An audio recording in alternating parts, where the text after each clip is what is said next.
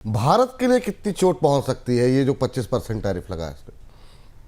हाँ विपुल जी, ये भारत के लिए बहुत चुनौतीपूर्ण समय। इस समय अगर आप उसको देखें, वो मुझे एक शेर याद आता है ना कि जख्म है और नमक फिशानी है, दोस्ती दुश्मन है जानी है। ये ऐसे दोस्त हैं ट्रंप। इन्होंने तीन चार बड़े काम किए इस टैरिफ को, और अगर आप स्लाइस डाइस करें तो आपको पूरा डिज़ाइन दिखता। पहली चीज़ तो ये कि भारत के जितने प्रतिस्पर्धी देश हैं जिस भी सामान में अमेरिकी बाजार में, चाहे भारत के इलेक्ट्रॉनिक्स हों, चाहे भारत के गारमेंट्स हों, या भारत से जाने वाला एग्रीकल्चर प्रोडक्ट हो, उन सब में भारत के प्रतिस्पर्धियों के टैरिफ भारत से कम है। यानी वो सब, बांग्लादेश का कपड़ा, श्रीलंका की चाय, थाईलैंड के इलेक्ट्रॉनिक्स, वियतनाम और ताइवान के इलेक्ट्रॉनिक्स, ये सब भारत से सस्ते अमेरिका के बाजार में जाएंगे। तो जितने देश देखें आप, पाकिस्तान, बांग्लादेश, श्रीलंका, वियतनाम, बांग्लादेश से चावल के मामले में भारत का प्रतिस्पर्धी है पाकिस्तान को, ये सारे देशों का तो भारतीय निर्यात बड़े पैमाने पर गैर प्रतिस्पर्धात्मक हो गए हैं इस टैरिफ की सूची को देखकर। एक जो सबसे बड़ा खतरा यह है कि अगर भारत और अमेरिका के बीच में आने वाले समय में कोई डील नहीं हुई, जिसकी संभावनाएं हैं भी और नहीं भी हैं, तो जो भारतीय कंपनियों को पिछले 7-8 साल में बुलाया गया था और उन्हें अमेरिकी बाजार में निर्यात के लायक बनाया गया था, इलेक्ट्रॉनिक्स खासतौर पर उसमें निर्यात था, वो कंपनियां अब वापस सस्ते टैरिफ वाले क्षेत्रों की तरफ मूव करना शुरू करेंगी। ये बात हम पिछले अर्थम में भी बता चुके हैं। जो लोग बोनस पॉइंट के नियमित दर्शक हैं, नहीं हो तो आप प्लेलिस्ट पर जाकर पुराना अर्थम देख लीजिए। ये हमने प्रेडिक्ट किया था कि ऐसा ही ट्रंप कुछ करने वाले हैं, तो पूरी सप्लाई चेन डिस्टर्ब होगी। जिन देशों के में अब अमेरिका के सबसे कम टैरिफ हैं, उद्योग वहां वापस पहुंचना शुरू करेंगे कि उससे उनको अमेरिका के बाजार में पहुंचने में आसानी होगी और सस्ता होगा। तो अब भारत के लिए बड़ी चुनौती है ये कंपनियां कैसे रुकेंगी, क्योंकि उनके पास अमेरिकी बाजार ही सबसे बड़ा बाजार है। भारत का सबसे बड़ा बाजार था अमेरिका, करीब 18% निर्यात में हिस्सा रखता था। उस बाजार में पाकिस्तान का चावल सस्ता बिकेगा और भारत का बासमती महंगा बिकेगा, ये संभव नहीं है। तो बाजार खोने का खतरा, इसलिए इतनी बेचैनी, इतनी चुनौती है। तात्कालिक तौर पर भारत सरकार के पास अभी कोई बड़ा समाधान नहीं है, क्योंकि बहुत बड़ा रीसेट है, बहुत बड़ा डिसरप्शन है भारत के पूरे एक्सपोर्ट स्पेस में। कल हमने विस्तार से उन उद्योगों की चर्चा की थी जिनको दोहराने की जरूरत नहीं है, जिन पर सबसे ज़्यादा असर पड़ेगा, पर हम बता देते हैं। फार्मास्यूटिकल है, चमड़ा है, इंजीनियरिंग है, इलेक्ट्रॉनिक्स है, एग्रीकल्चर है, सी फूड है, ये सब, इन सब में भारत के जो प्रतिस्पर्धी देश हैं विपुल जी, उन सब के टैरिफ भारत से कम है। तो ये सारे देश भारत से इन बाजारों में बढ़त लेंगे अगर दोनों देशों के बीच, भारत और अमेरिका के बीच कोई संधि नहीं होती और वो टैरिफ नहीं मिलते। क्योंकि अगर टैरिफ 25% से ऊपर 10% भी आते हैं, 20% भी आते हैं, रशियन पीनल टैरिफ आते हैं, तो भी वो 35 से 40% टैरिफ भारत के अमेरिकन एक्सपोर्ट के लिए तो बेहद बड़ी खतरे की घंटी है। चलिए अब इसके और असर को समझते हैं, क्योंकि भारत पर ट्रंप के ज़्यादा टैरिफ का असर अब शेयर बाजार और करेंसी बाजार पर भी पड़ रहा है।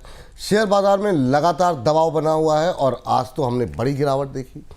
भारतीय करेंसी रुपए में भी लगातार गिरावट देखने को मिल रही है। डॉलर के मुकाबले रुपया 5 महीने के निचले स्तर तक टूट गया है। उधर विदेशी निवेशक भारतीय शेयर बाजार में लगातार बिकवाली कर रहे हैं। साथ में डेट मार्केट में भी उनकी बिकवाली बढ़ी है। जुलाई में लगातार चौथे महीने विदेशी निवेशकों ने भारतीय डेट मार्केट में नेट बिकवाली की है। असर टैरिफ का बाज़ारों पर जो असर देखने को मिल रहा है वो तो काफ़ी ज़्यादा मतलब दर्दनाक है निवेशकों के लिए। शेयर बाज़ार इस टैरिफ को किस तरीके से एडजस्ट करेगा आगे चल के? देखिए, शेयर बाजार वो सारे टैरिफ देख रहा है और बेहतर ढंग से देख रहा है। आप इन्हीं टैरिफ को उठाकर भारत की प्रमुख कंपनियों पर लगा दीजिए जो एक्सपोर्ट करती थी, तो आपको उन पे असर दिखाई देगा, और उसको इस शेयर मार्केट में उनकी कीमतों से देख लीजिए। तो ये कोई बहुत बड़ा फार्मूला नहीं है। भारत की जो प्रमुख निर्यात कंपनियां हैं, जिनकी इनकम, जिनकी आय अमेरिका के बाजारों से होती थी, उस पर तो बड़ा असर पड़ने वाला, चाहे उसमें फार्मास्यूटिकल हो, ऑटोमोबाइल हो और ऑयल की कंपनियां हो, इनके ऊपर, और बाकी जो प्रमुख उद्योग हैं। तो बाजार के लिए तो निराशाजनक है। बाजार के लिए निराशाजनक इससे ज़्यादा ये भी बड़ी बात है कि विदेशी निवेशक लगातार बिकवाली कर रहे थे। रिपुल जी, हम लोग बार बार इससे पहले की चर्चाओं में, आपको याद होगा, चर्चा करते रहे थे कि डोनाल्ड ट्रंप के सत्ता में आने की संभावनाएं बनते ही विदेशी निवेशकों ने बिकवाली शुरू की थी, अगर आप ध्यान दें। और वो पूरा एक सीक्वेंस है जो हमें दिखाई देता कि उनको पता था, विदेशी निवेशकों को मालूम था कि इस तरीके की टैरिफ पॉलिसी, क्योंकि डोनाल्ड ट्रंप इसको कह चुके थे, और लेकर आएंगे और भारत उसका टारगेट होगा। तो डर यह है कि भारत से प्रत्यक्ष विदेशी निवेश भी बाहर जा सकता है और विदेशी निवेशक तो बिकवाली कर ही रहे हैं। इस बीच में कच्चे तेल की कीमतें और बढ़ गई। मतलब एक तो करेला ऊपर से नीम चढ़ा, $72-73 के आसपास कच्चा तेल पहुंच गया। उसके असर से विदेशी निवेशकों की बिकवाली से रुपया और ज्यादा टूटा। कल तो न्यूनतम स्तर तक पहुंचने वाला था, तब रिजर्व बैंक को अपनी तरफ से दखल देके इसे रोकना पड़ा। तो पूरा का पूरा टैरिफ का मसौदा भारतीय शेयर बाजारों का मूड खराब करने के लिए, मन खराब करने के लिए, चिंताएं बढ़ाने के लिए पर्याप्त है। और इसीलिए एफएमसीजी को छोड़ दीजिए तो आज बाजार में कहीं कोई सक्रियता नहीं दिखाई दी। एफएमसीजी का मतलब डोमेस्टिक मार्केट, क्या भारतीय बाजार के लिए है। तो धीमे धीमे कंपनियां इस पर एडजस्ट करेंगी, समझने की कोशिश करेंगी, हमें जॉब कट्स दिखेंगे, प्रोडक्शन में कटौती दिखेगी और उसके बाद फिर परिस्थिति स्पष्ट होकर सामने आएगी। 200 अंकों से ज़्यादा की गिरावट खाली निफ्टी में देखने को मिली है और 24,600 की लोग बात कर रहे थे बहुत सारे एक्सपर्ट, वो आज बुरी तरह टूटा है। 24,565 का स्तर देखने को मिला, 24,535 जो है वो इंट्राडे लो देखने को मिला है। सर यहाँ से मतलब अगर कुछ उम्मीद की किरण जो है कुछ दिखाई दे रही है, क्योंकि फार्मा में तो आज बड़ी पिटाई देखने को मिली, जैसा अभी आप बता रहे थे हमारे दर्शकों को। अरविंदो फार्मा 5%, ग्रैनुअल सब 5%, सन फार्मा 4.5%, मतलब 5%, 3% से लेके 5% के बीच में कम से कम 15-20 कंपनियां आज में गिरावट देखने को मिली। तो कुछ मतलब आगे कुछ हरी घास, कुछ ग्रीन शू दिखाई दे रहे हैं या फिर अभी दबाव रहेगा? ये सब ट्रंप के मारे हैं और ट्रंप की मार अभी जारी है। अभी बाजार एक और झटके का इंतजार कर रहा है जो रशियन टैरिफ है।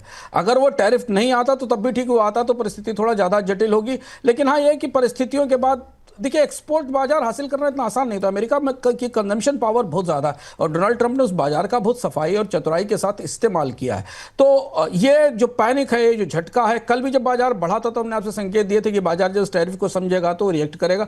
तो अभी बाजार पर ये दबाव बराबर, स्टॉक्स पर ये दबाव बना रहेगा।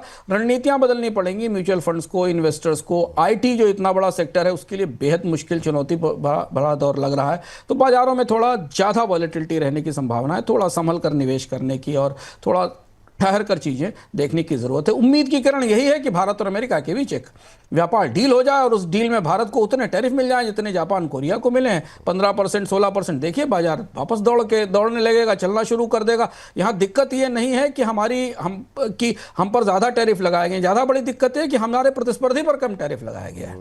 और ये जो फैक्टर है ये बाजारों को ज्यादा व्याकुल कर रहा है।